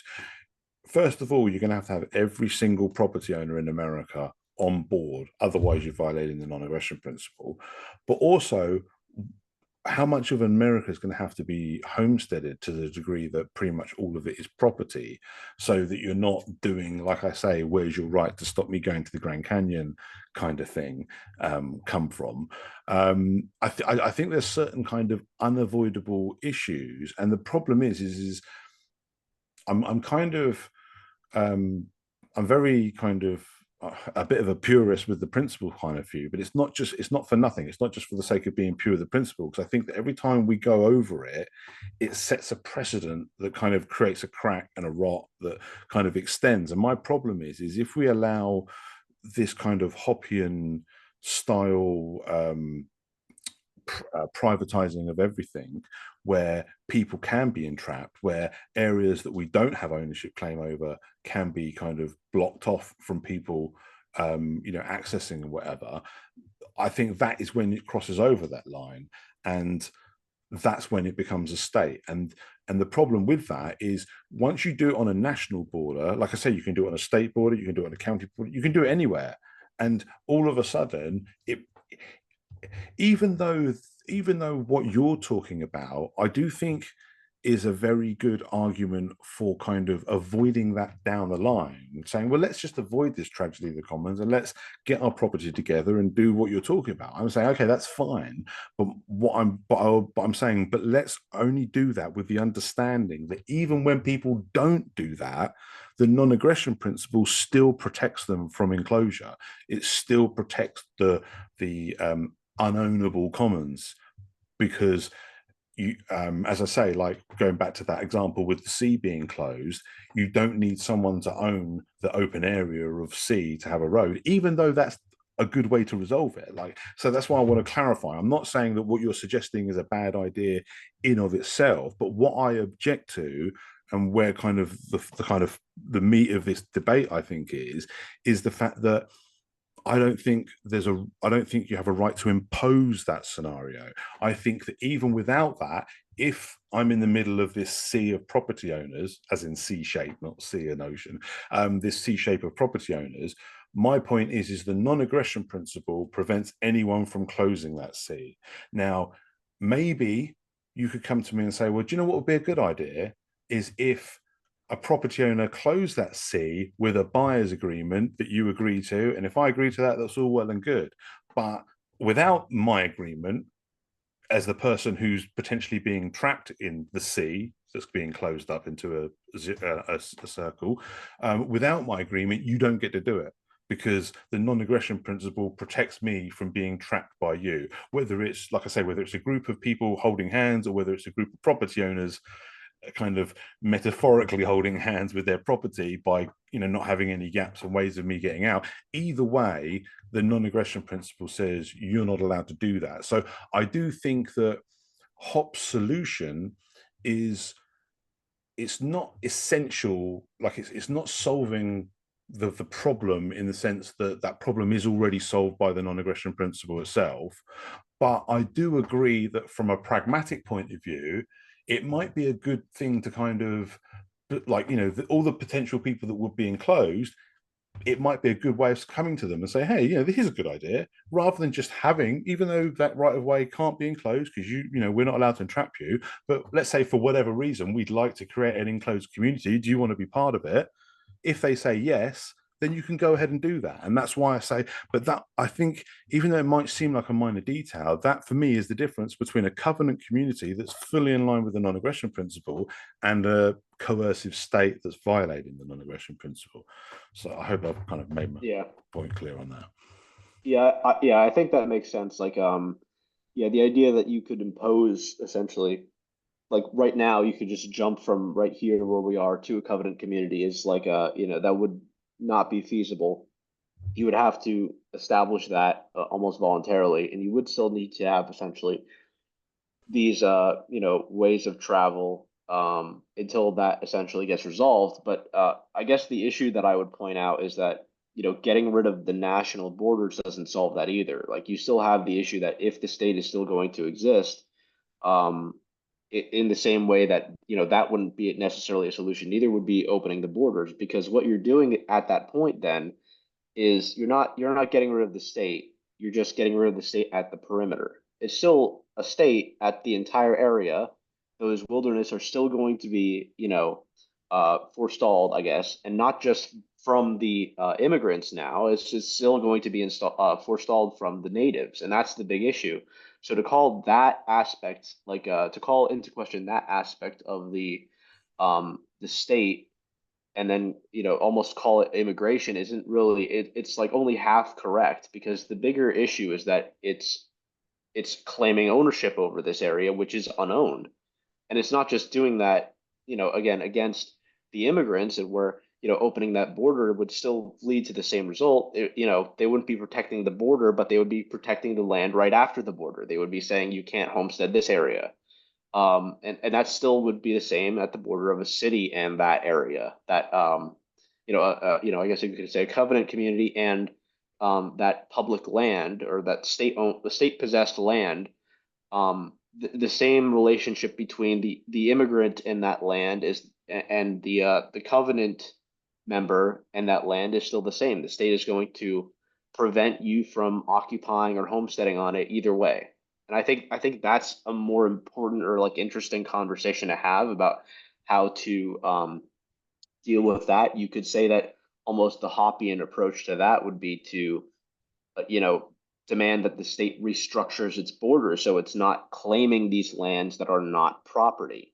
So I think that would be more accurate than just saying that the current perimeter is invalid and therefore it should be eliminated, because you're not solving the problem that the state occupies the entire area of the state too. It's not just enforcing this border, it's enforcing its monopoly on violence over the entire area. So if you like, that would be essentially my like critique of that, in at least the naming of it, of calling it immigration policy. Yeah, no, I understand. And I mean, in this kind of, this might serve as a good kind of segue into the more pragmatic side of the conversation with regard to, with the real world and where we are, and all the rest of it, because I do agree with what you're saying. It's not, the problem is obviously, because what I'm one of the things I think is looked at from my point of view is that, oh, it's idealistic, and it's all, wouldn't it be nice if we had open borders kind of thing. I do understand all of these negative externalities, but I've got kind of two kind of main kind of points to make on it. Is one is, I think we need to focus on the libertarian solutions for it, because it's like, we have, I mean, one of the things I often say to people, over, because we know we have an immigration issue here in England that's not exactly the same as what you have over in America, but it's similar. It's got Yeah. certain common themes. But one of the things that certainly rings a lot truer over here is, we say, well, okay, well, what are they coming over here for? They're not coming here for the weather. You know what I mean? They're coming here for the free stuff. They're coming here for, and the thing is in a kind of, in the kind of idealistic, like in an ANCAP society, in a kind of free market system, immigration would be organic with regards to what the market demands. And, like, if someone had a good reason to go over there because they can contribute in a way that they can make, then there's obviously a market demand for what they're offering. It's like, that's when the principles, that apply with free trade and free immigration kind of work together. And one of the points that Hop has made is that the similarities between those two break down when you have things that kind of upset that, what would be an otherwise organic kind of immigration flow, that's market, rather than it being market driven, it's state driven. And that's the problem. The immigration we have is state driven. My kind of, and I agree, I understand, I agree, I'm not disputing that at all. And it is a problem. Like, when people talk about, I mean, one of the arguments I often hear so many times is, from people, say from your side of this, is they say, look, we can have open borders or we can have a welfare state, but we can't have both, kind of thing. And I'm like, I agree. We need to get rid of the welfare Yeah, state. And yeah, yeah. and I understand that that sounds like utopian, because it's like, okay, well, let's live in the real world. We're not going to get rid of the welfare state. And I say, okay, fair comment. I understand that it's not a binary choice of our ANCAP utopia, which I still think we have to kind of thrash out the details of, because I don't want to live in Hop's ANCAP. I want to live in Rothbard or Locke's ANCAP, but not in Hops. And I think there's, like I say, I've alluded to some of the differences that concern me about that. But even if we had, let's say for argument's sake, we had a unified ANCAP ideal, the fact of the matter is we all know that we're not getting that tomorrow or next year, or if we see it in our lifetimes, we'll be lucky. But the fact of the matter is we can still move in that direction. As much as, and I do think we should never lose hope of actually having a free society one day, but it's not just the reason why we have that ideal is not just because we expect to get there like that, but also because it's a North Star to, for where we want to move this shitty system, in what direction to get it, a little bit better. And so all right, forget about abolishing the welfare state. Let's just look at reforming it to the point that the negative externalities that it creates with regards to immigration are no longer an issue. And that still is somewhat unrealistic. But then it comes back to the level of only being as unrealistic as the border reforms that many people advocate for. And when people say to me, oh, well, you'll never get welfare reform, it's like, well, you're never going to get the border policies that you really want either. Even if Trump gets in, you're not going to get that. But Oh yeah. the fact of the matter is if you're going to advocate for a solution, even if it's not the utopian ideal North Star direction, even if it's just something that's slightly moving in that direction and slightly moving things towards that way, like I say, rather than going for the dream of actually abolishing the welfare state, at least reform it to the point that it's not, like you say, putting up people in hotels, while there's people that are citizens of this country that are living on the streets, or it's I mean, we have the same thing over here. I mean, it's a running joke, and I think sometimes, obviously, the problem with the kind of left-right arguments is both sides exaggerate and conflate, and then they can both call each other liars and be right. You know what I mean? But the fact of the matter is a lot of what is said with regards to the problems that immigration that's being caused by immigration are true. There is a lot of smoke. There is a lot of fire where that smoke is. Yeah. But like I say, these externalities are better dealt with the libertarian solutions of welfare reform and law reform, because then if you're protecting if property rights are being enforced. I mean, one of the things, like people will post videos, for example, of like some immigrant shitting in the middle of a supermarket and being like, this is what immigration does. And it's like, no, this is what a piss poor law enforcement system does. Yeah. And a welfare system that's inviting these people over because they're obviously not contributing much to the economy if they can't even use a toilet. Do you know what I mean? So it's like, Yeah. and and the other reason why I kind of object, and I'm talking more in the pragmatic side of things now. The other reason why I kind of object to the whole kind of border enforcement ideas. I mean, I'm not American, so but like even looking at America, and that's like, okay, because it's all very well having like some kind of policy for your actual ports. You could, because again, you can make the argument like we did with the schools for the roads. It's that is property still, and you can say, well, if they want to drive on our roads to come into America, then they've got to have this and do that or whatever. Okay, that argument flies. But if they're going to walk across the wilderness, you know what I mean? As much as you might be a little concerned over why they're walking across the wilderness to get to your country and all the rest of it, the fact of the matter is that in itself is not an aggression, a property right violation. And the problem is even forgetting about that and forget the principles and just look at the pragmatic side of it, you instead of dealing with the negative externalities, which by the way would be like from a taxpayer's burden point of view, would be a net benefit to kind of reform welfare means you're spending less on it, making law enforcement more effective and protecting property rights properly again makes that more effective, you're spending less on it.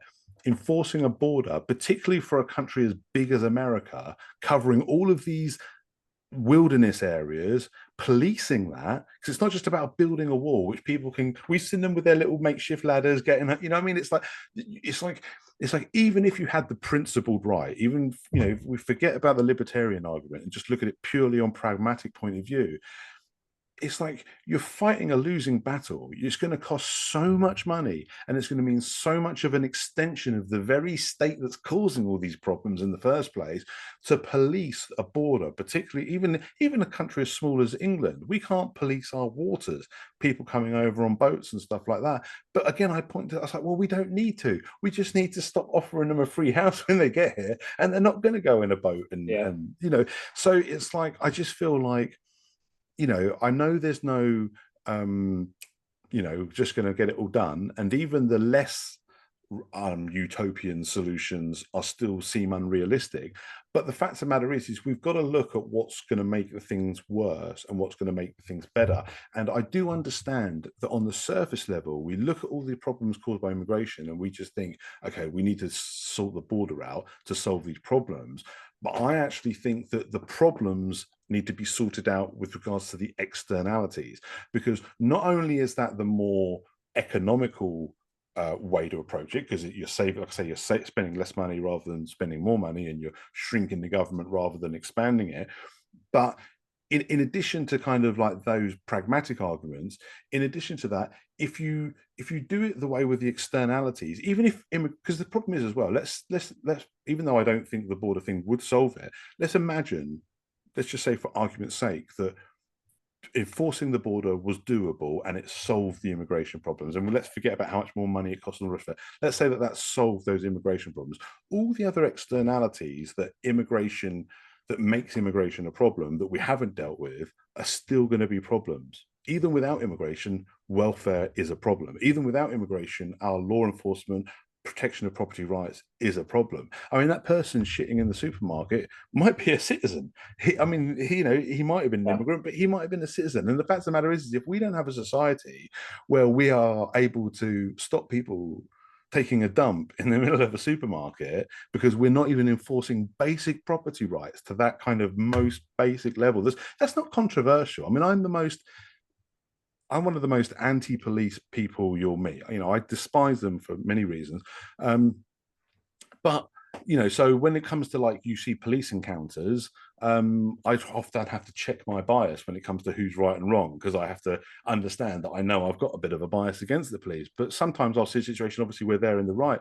When it comes to something like removing somebody who's taking a dump in a supermarket, that's not controversial. Even the most liberal lefty in the world is not going to say, "Oh no, you've got to let him do that." You know what I mean? So it's like, it just feels like there's such simpler solutions that would be more effective, that are no less realistic with regards to the kind of control over our government we would need to implement them, cost less. Like I say, I feel like every angle, I do feel like, supports the idea that we've got to kind of hold our principled position. The principle is its own argument, and as libertarians, that's an important thing for us, because I think that connects to, I think once we violate our principle in one way, it undermines other things and stuff. But even if you forget the principle, I think even the pragmatic argument, I think we've got the cost, the efficiency, you've got the other externalities that we need to deal with anyway, even without immigration. And if we did deal with them, 90% of the problems associated with immigration go with those, go along with it. So sorry, I know I went on a lot there, Oh but no, that's fine. Yeah. that's my kind of argument in its totality. Yeah. I do think, like even in the paper that you referenced earlier, the Hopa's paper, he's discussing that almost in a contingent way. He's not really describing all immigration. He's specifically talking about the type of immigration that you're seeing a lot in both of these countries, where it's essentially immigration from low wage nations to high wage nations, is the way that he puts it. And he's basically describing a system of how to, I guess you can say, counterbalance that, which really is an economic way of dealing with the externalities. He's not really saying at like a principled level that immigration is bad or it's good or something like that. He's just saying in this economic system, there are ways of dealing with this in, ways that potentially might, resolve issues of externalities or the abuse of commons, which is kind of, in my opinion, the entire purpose of Hopa's description of, the communal ownership and the covenant communities that he talks about, and the basically micro nations, not really micro states, but and I think like his description is basically like a fairly pragmatic one that does really realistically deal with the notion of welfare, where he kind of talks about a community that assumes that there's these welfare systems in place and that there is immigration that's happening. So he kind of talks about how the way that you would deal with this is you would assume that when people come, they need to be sponsored by someone. And what that means is that they're simultaneously invited, And the more important thing, or the primary thing, I think is, which is in play, is that they have to be essentially insured by that person that's inviting them. And I don't think he means this for every single situation. I don't think Elon Musk needs someone from America insuring his stay in America for when he uses public resources or welfare systems or whatever. Elon Musk obviously is able to take care of himself. He's able to procure his own means without relying on public resources. But the main like caveat, or I guess the context of Hoppe's point, is that these people that physically or economically can't cover themselves, if they're going to be abusing these systems that are in place, almost it's almost based on these the context of the modern era, the welfare state, or not necessarily a welfare state, but you might have welfare systems in place. And to prevent those things from being abused, you almost just need some sort of insurance from members of society. Even you could say if this person's being employed, their employer would have to essentially sign off that they're the ones that are providing private insurance. They're the ones that are providing like residents, or they're insuring these things. So they're not going off of the welfare, like they're not going off of the dole. That's kind of the way I read like Hoppe's stance on immigration. It's not necessarily a pure libertarian um, uh, like a approximation. It's realistically a solution, a pragmatic solution with respect to the current context. So I do agree with your point about like welfare or other means being the ways to get there, and I think that like that is kind of Hoppe's approach. It is realistically like I see a lot of people misinterpreting Hoppe, saying almost like he's completely against immigration when he explicitly says that there's obviously cases where that's necessary. But yeah, I kind of just think the idea of open borders in a sense is um like it's only really relevant if that is what the people in the country being um where country where people are coming into, if that's actually what they want as a whole. So it's like, just to I guess summarize my point, the idea of open borders is just as, I guess you could say, subjective, to use Austrian terms, as the closed borders position. Like, it depends on the population, it depends on the context, it depends on all of these things. And like there isn't a universal approach, but there's different ways of not closing, but like securing that immigration is like in line with the domestic policy. Yeah, I mean, I think I disagree with a couple of bits in there. I mean, the main issue, I understand what you're saying with Hop, and I don't want to straw man his position, because I understand that he's not like anti-immigration, and it's not about closed borders and all of that, and I do understand that. But it's like with this sponsorship system. My problem with that is the kind of I understand it wouldn't be for everybody, but the fact that it would be imposed on anybody doesn't kind of sit right with me, because I don't see where the standing comes from on it. And I understand the motivation, because Hop's looking at the situation of this inorganic, it's not market driven immigration because of the welfare system and these other externalities. Um, and I don't want to sort of sound like a broken record boy saying, but my point is we need to, focus on sorting out the externalities. But the other problem I have is, because the problem is if we had, I know it's idealistic, but if we had a free market, these things would police themselves, because you wouldn't have to have a kind of sponsorship per se, because if there wasn't the market driven need for these people, without welfare, without these other systems, then they wouldn't have the incentive to be there. There's no one going to be giving them something for nothing. So they would only be there if it wouldn't be a formal sponsorship, but there would be that kind of, and I can see what Hop's doing, because he's trying to kind of, because this market driven um element to immigration as being lost and perverted by the state. He's trying to readdress that. But my problem is I won't bother with the metaphor because I can't think of a good one. But my problem is he's trying to address an imbalance in the market that's being caused by a violation of it by kind of counterbalancing it with what he figures is a counterbalancing violation. Like it's still moving us further away from that free market, even though he's doing it in a way that's trying to kind of counterbalance something else that's kind of pervert. He's trying to restore the free market motives, but not by restoring the free market itself, but by kind of trying to create this counterbalance by saying, okay, at the moment we have a welfare system where that's creating a perverse incentive that's not market driven, that's not organic immigration.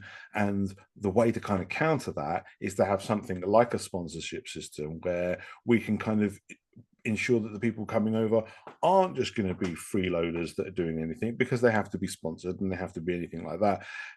My point is if you had a hope of the level of power and influence over government to impose the latter, you would, to be honest, I would say even easier, be able to implement the former, and the former kind of solves the problem anyway. Like you remove those welfare incentives, like I say, not by abolishing the welfare. I don't want to go straight to the utopian ideal, but even just reforming it in that way, for me, that's certainly not that. I think that would even be more realistic than what Hop is advocating for. I understand the thinking behind it because he's trying to readdress the market, but my problem is he's doing it by adding more distortions to the market. He's just doing it in a counterbalancing way. Does that make sense?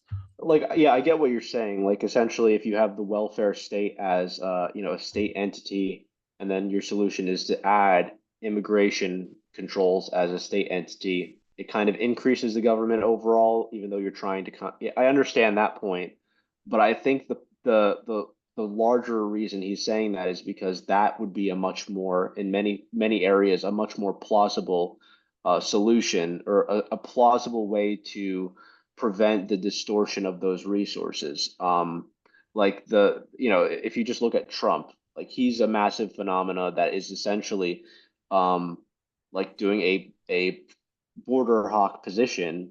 He might not be getting it done, but the essentially the goal is that he's trying to reduce the abuses of, you know, I mean, maybe I don't know his exact motives, but in general, like, one of the effects is that the abuse of these systems is going to be reduced, and that's one of the big things that a lot of people talk about. Like, one of the ways that I would kind of describe this situation is that, almost because the state is creating this welfare system where it's essentially uh, created almost a formulaic theft of the American, or, the people in whatever country you're in. Um, the addition to the population, or the increase in immigration, is almost a guaranteed increase in the theft that is going to take place. Like, they almost like put these into the equations that they use to create welfare. So that it's not um like, if you're not able to reform that welfare equation, I guess you could say, to control for more people, the best thing to do is realistically to create this counterbalance. And, outside of these, like, wilderness areas, you still have this claim that these immigrants don't necessarily have a right to the public resources, the public areas, the public roads, etc. So to add this caveat isn't necessarily um, an additional infringement. It is increasing, I guess you could say, the size of the state in a way, but in the same way that increasing the size of the state in, preventing theft or preventing murder, like adding a a new police department that doesn't fundamentally, like, pervert people or distort people's rights. It actually enforces, say, like, homicide. It investigates homicides. Like, that would be, in a way, an increase in state power, but it's in one of those ways that does align with libertarian values and libertarian law. What So does it though? Because again, where does the standing come from to demand sponsorships, because I mean, is it not?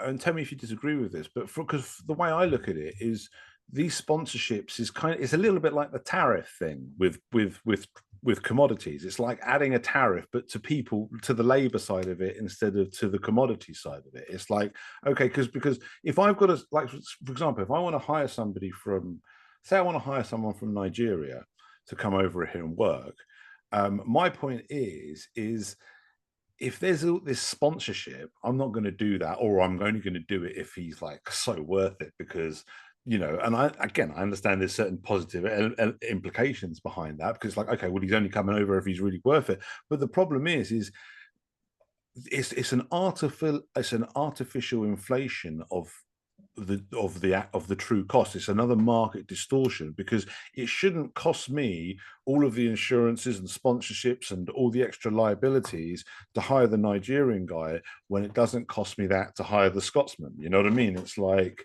that's where the kind of, and that's where the kind of similar, that's where I find the immigration and the free trade thing starts getting more similar, because these kind of ideas start sounding like tariffs, not in execution necessarily, but in the kind of resulting, both in the motivation, because often tariffs are done to try to readdress an already existing market imbalance, like, oh, we're getting all this cheap goods from China, let's because they've got less regulations stifling their costs and all the rest of Yeah. it. So let's put tariffs on it to even out for the working American and all the rest of it. And it's kind of the same thing, but with people, with the sponsorship thing. It's like, okay, well, because of all, now I understand again, the immigration isn't organic because of all these state influences, but my point of view is, rather than adding more state influences as a counterbalance, and I would also dispute the claim that it's like another police department to enforce murder or rape or something that's valid. I would say it's more like a police department to enforce something that's not valid, like property taxes or something like that, because again, where's the standing for demanding a sponsor? What I'm saying is if, say, my Nigerian friend who I want to come and work with me, where's the right for any outside party, state or otherwise, to say to me, okay, well, you got to insure this guy and you got to be responsible for everything he does and you got to pay, I mean, it's like, why have I got to do that, Well, yeah, I don't think that's really kind of the point. Like when he's saying that, the way that I would like rephrase that is, instead of it being a tariff, it's almost like the opposite of a tariff. And instead of, I guess you could say it's almost like taxing an industry that's heavily subsidized. Like they're already getting, um, you're basically talking about like areas of state sponsorship. So to say that you're taking away from that sponsorship is really just like almost a deduction of the subsidy. It's not really an infringement on the person. Like if you talk about these like public services or whatever, many of them are done through employers. Like uh there were like a bunch of studies that basically a lot of the people that hire immigrants in the United States of America, if they were not granted, if the immigrants were not granted all of these social privileges, they wouldn't hire them because it would have been a net negative. So essentially, that form of trade is essentially subsidized already. So like my thought is that the to add some sort of insurance or some sort of sponsorship program, it wouldn't really, it would go in the right direction of the market because you can't affect the other side of the equation. That's kind of the way that I would put it in the pragmatic sense. I understand what you're saying, but my pushback would be, why can't you do it the other way? Like, why can't you remove the subsidies just as easily? Like I don't see how. Don't get me wrong. I understand that removing the subsidies isn't like that comes across as, oh yeah, you're dreaming there, but it doesn't seem any more unrealistic and dreaming there than Hop's sponsorship idea. You know what I mean? I mean, It feels like that's just as yeah. much of a kind of hard sell. But my problem is it comes back to that point of there's I do understand your side of it, because you're saying, yeah, I get it. There's a subsidy that's distorting the market in this direction, and if we can create a counterbalance, but my problem is the counterbalance is just more market distortion, and it's like, for me, the better way to it's like, say you've got the scale and there's no weights on it, and we say, let's just say a subsidy is a scale on is a weight on one side of the scale, and that's upset the balance, and let's say that this sponsorship is trying to put a weight on the other side of the scale to put it back into the balance that it would otherwise be if it was just the natural market. My problem is first of all, that's a pretty exact science that you're trying to make. Um, the central planning, trying to address and balance the market, we know that that's never gone well. So that would be one argument I would have kind of against that kind of approach. Um, but the other problem with it is, if you have this, overall, go back to my analogy of the scales, overall, you're just getting further. If we say, I don't want to stretch this metaphor, but let's say the metaphor is that the scales with no weights on it is the free market, and then the weight on one side is the subsidy, and then the counterweight of the sponsorship. My point is we can, yes, you could add weight onto the other side and get it to balance how it would in a free market, but that's much more difficult to do, because you've got to get the right amount on the right side to counter exactly. And all of a sudden you're doing that through central planning, and I think, I don't need to go through all, like, kind of the issues with that. But then the other problem is it's just more, you're just further away from the free market. It's more weight on the scales overall. It's more, and to stretch the metaphor a little bit more, that's more state power that's on these scales. And my point is I think if we keep putting counterweights on, rather than doing that, we just need to take off the weights that first put it out of balance in the first place. And I know we can't just click our fingers and do that, but I feel like we need to always be moving in that direction. And every time we go for one of these other options that kind of, in my mind, violates the NAP, it's not just about being pure with our principles, but also from a pragmatic point of view, I feel like we get further away from the solution, because I do understand the thinking of it. And I think that I don't want to torture that metaphor with the scales and the weights balancing and that, but that's what I understand. That's what Hop's trying to do. I understand that he's not anti-immigration. He's trying to make immigration work, and he's trying to kind of plug holes in the dam, kind of thing that he sees the state creating. But my problem is like I say, he sees the state putting subsidies on this side of the scale, so he wants to put sponsorships on this side of the scale to get the balance out. And I'm just saying, I really think that we need to focus on taking these subsidies off, because the problem is if we don't do that and we go to this counterbalancing side, we're less likely to address the subsidy, because we've already got our counterbalance. And I just feel like it goes down a path where we just move further and further away from the free market, and we're constantly putting statist band-aids over all of these distortions, to the point where, and again, and my kind of final point, we're probably going to want to sort of wrap up relatively soon. I don't know how long you want to Yeah, go, yeah. but my kind of final kind of bow on it from my side of the argument is, the problem is we're going to the creators of the problem, essentially. Even with the sponsorship deal, that's still essentially kind of a central planning imposition of saying, you've got to do this. And my problem is this is where, like I say, I like a lot of what Hop says. I'm not against everything he says. I think he makes great economic arguments on a lot of fronts, and I think a lot of these solutions work well as long as they're very strictly within the realms of the non-aggression principle and property rights. Like I say, a covenant community, I'm on board.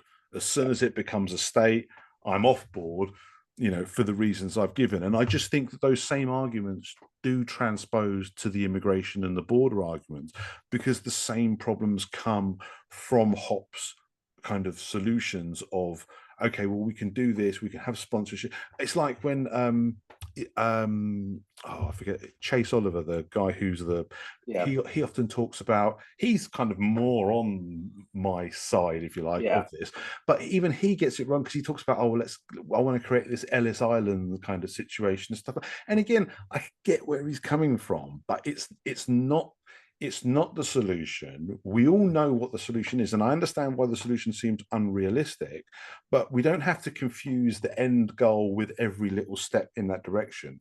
And just because abolishing the welfare state is unrealistic, it doesn't mean that reforming it with the same level of drasticness and power that we would need over government and influence that we need over government anyway if we wanted to enforce these border things anyway. That's the other thing I like to point out. People say, I do think the realistic side of it, these border things, a lot of these border policies, I don't think they're any more realistic than what I'm talking about with the necessary welfare reforms.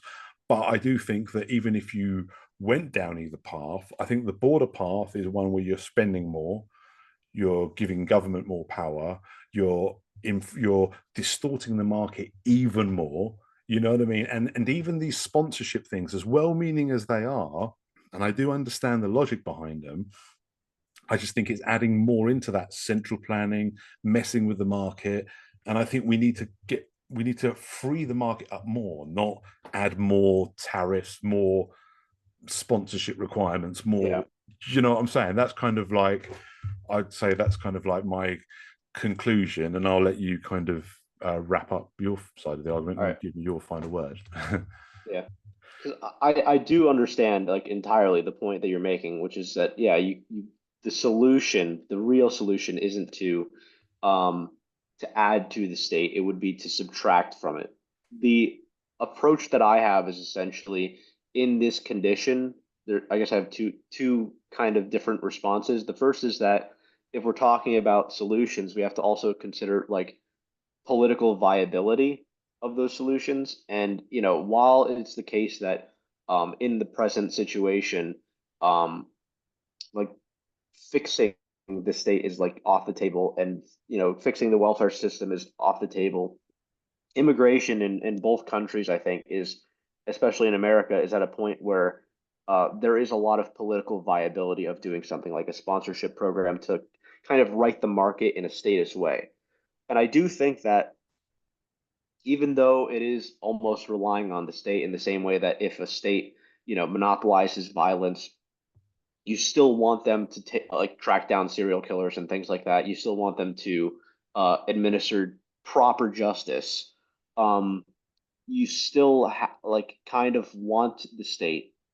It's better that they right this wrong in the market than to simply let it in the status quo. It's like if it's not going to move on this end of the block, the only solution is to put something else here.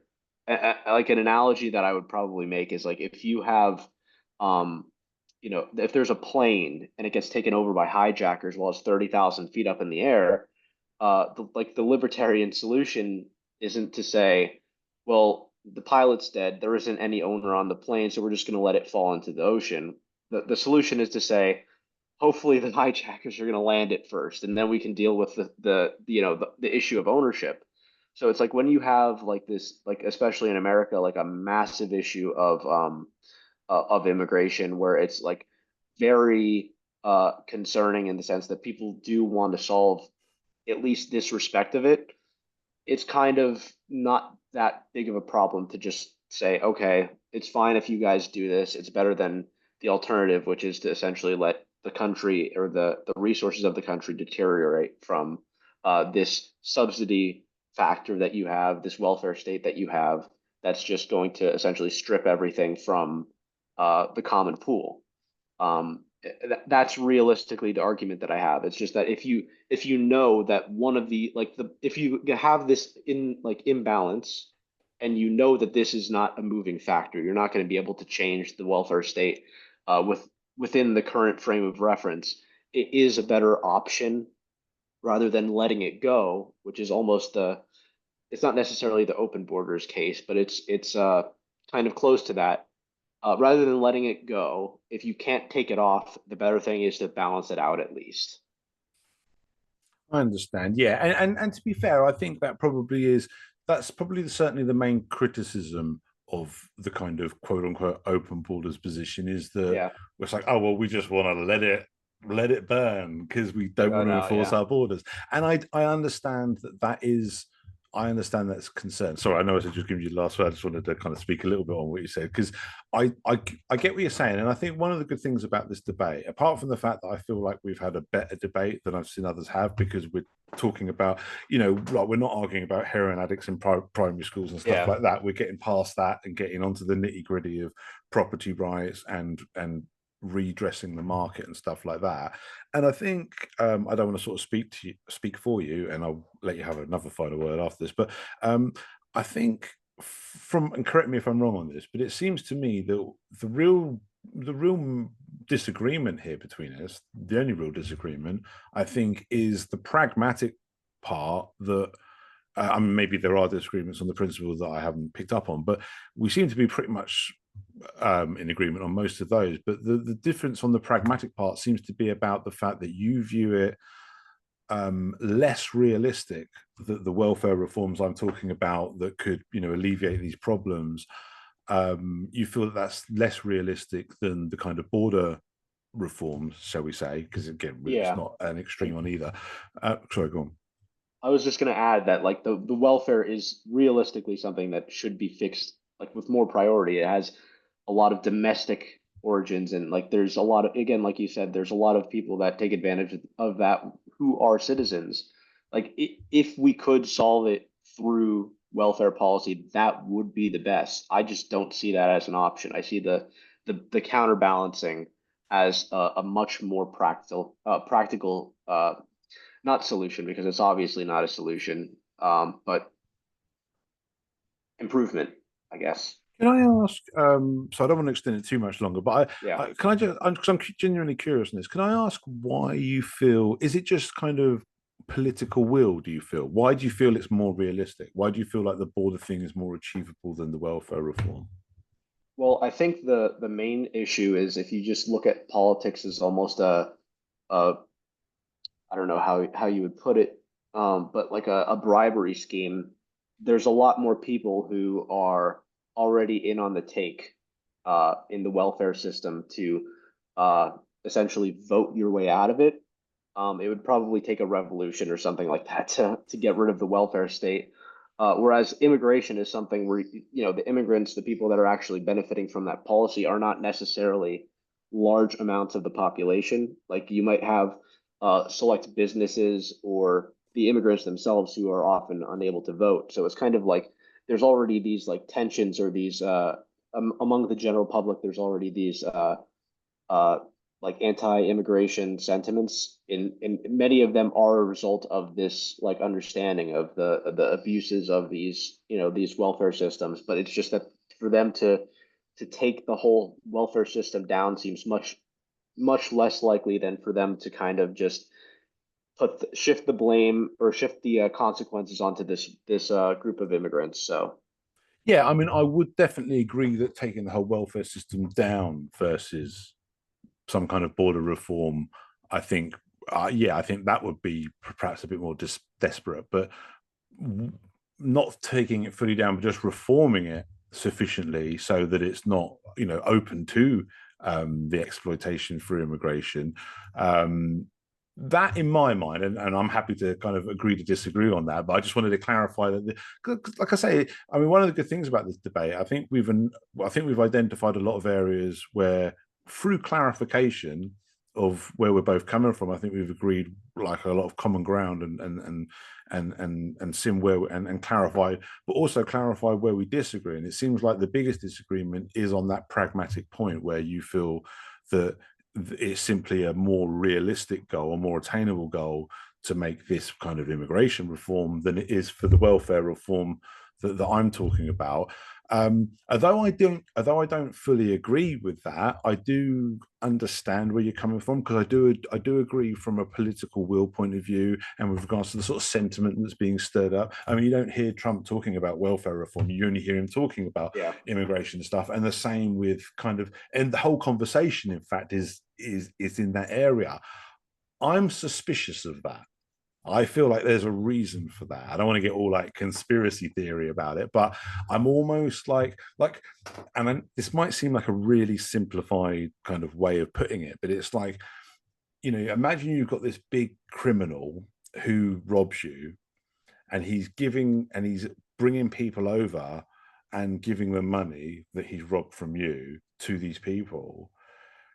The solution, and again, I understand this might be oversimplistic to what we're talking about, but this is just to kind of illustrate my point of view on this. The solution for me is not to get that big criminal to go over and start using some kind of force to stop those people coming over here that are only coming over here because of the money that he's giving them, that he's Yeah. taking from me.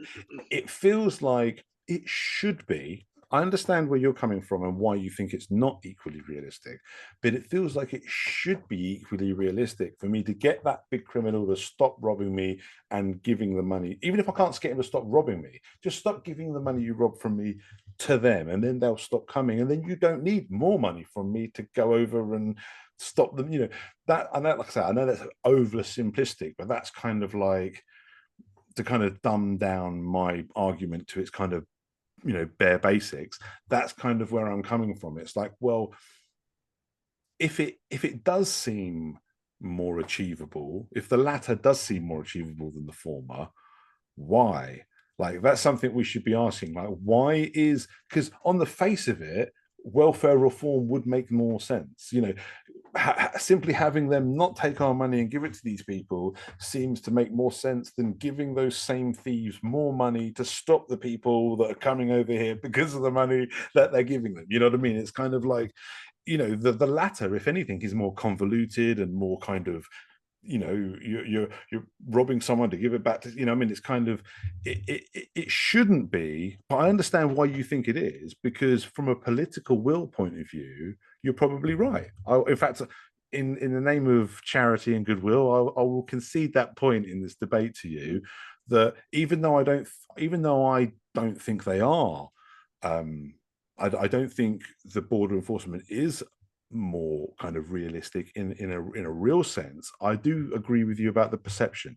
I do agree with you about the kind of political will and the sentiment, but I do think that is something that we could and should change. And I think as libertarians, and this will be my final point, and I will let you have your final word. But I just feel like as libertarians, I think we need to be the ones that kind of stand firm on that point and kind of shine the light on the real problem, the state created problem, shine the light on the fact that they're robbing us and giving the money to these immigrants, rather than pointing over to this solution, which is kind of more state in a sense. But anyway, that's kind of like my conclusion. I'll give you the kind of final word, and then we'll All wrap right. it up. Yeah, sounds good. So yeah, I definitely agree with that. Like regardless of the particulars of immigration policy or welfare policy or whatever, the obvious solution is that libertarians should be talking about as the first thing they say on any of these issues is that the state is the problem. So it's kind of like if you have someone rob a bank and they come to you and they say, "What should I do with the money?" The first thing to say is give it back. Like there is no other pure libertarian answer than to say just end the state. But when it comes to that person or that that robber saying, "No, I'm going to keep the money. What should I do with it though?" Then it kind of becomes more of a pragmatic game that you're going to be playing regardless. So, yeah, I definitely agree with your points for the most part. Definitely on the principle, I think we came to a good understanding.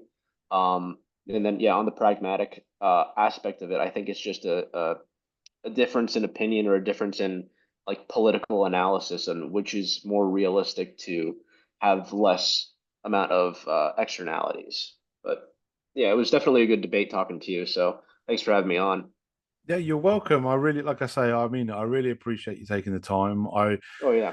I think, I think these debates, conversations, whether they're conversations or whether they're debates or whatever, as long as they're done in good faith, I always feel that they are, whatever the word is, they're of Productive. value. Yeah, they're Yeah. productive. That's the Yeah. word I wanted. Productive. Yeah, they're of value. They're productive because Mm. at the very least, you get a better understanding of the other side of things, which I feel like I both of us have achieved. I feel Oh like yeah, I've, definitely. there's clarity, and with that, you you can identify your common ground. You can identify, and even identifying where the common ground, where we're differing, even getting clarity on that is important as well. Because I feel like we've got a better understanding of where we're coming from. And I feel like these kind of conversations, I wish more people having, like, you know, the bigger names out there that were having this debate. I wish it was more like this in the sense of, because I feel like we've really kind of narrowed in on certain Where things, the issues and are, yeah. yeah, cut through a lot of the noise. So I really appreciate it. Everyone who's Mhm. listened to this, I hope they've enjoyed it. I will put a link to Noah's Twitter down in the description so you can check out everything he's got to say and get in contact with him. And I just want to say thank you again, Noah, for taking the time. I really enjoyed the debate. Oh yeah, thank you. It was really fun. All right. I guess I'll talk to you later then.